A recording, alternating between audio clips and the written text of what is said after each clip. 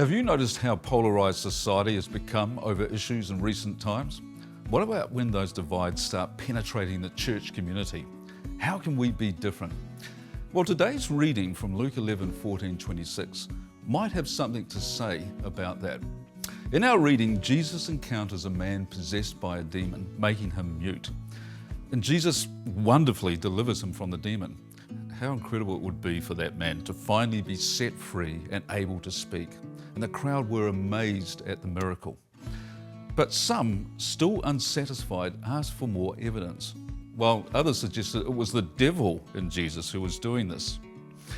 Jesus, no doubt saddened by the accusation, pointed out how illogical it was to think that Satan would work against himself, bringing a demon out of a person, making the point that any kingdom divided against itself will be ruined, and a house, a family feuding against itself will also fall. But if he, Jesus, is casting out demons by the power of God, then the kingdom of God was at hand.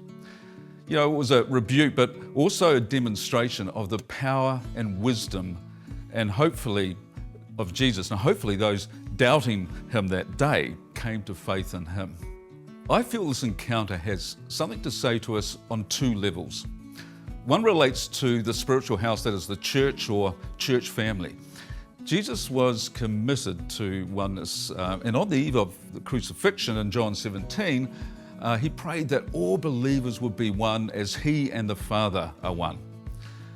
Sadly, sometimes, even today, the people of God focus on what divides rather than what unifies. How might we fulfill Jesus' prayer in the church in such a way that fosters a culture of grace, faith, love, and understanding? Secondly, this passage makes me think about the life of a believer, how not to be divided within ourselves, our own spiritual house or life. Jesus goes on later to say, anyone who isn't with me opposes me, and anyone who isn't working with me is actually working against me. And then Jesus goes on to share how this all or nothing commitment to him needs to be ongoing, because we can open the door again for other spirits and destructive forces to enter our lives if we're not careful.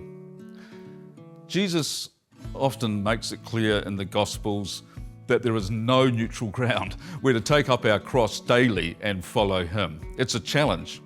But in this time of Lent, it's a really good time to build into our lives some sound devotional habits and spiritual formational practices, to help us do that. And there are good devotional resources around, like this series.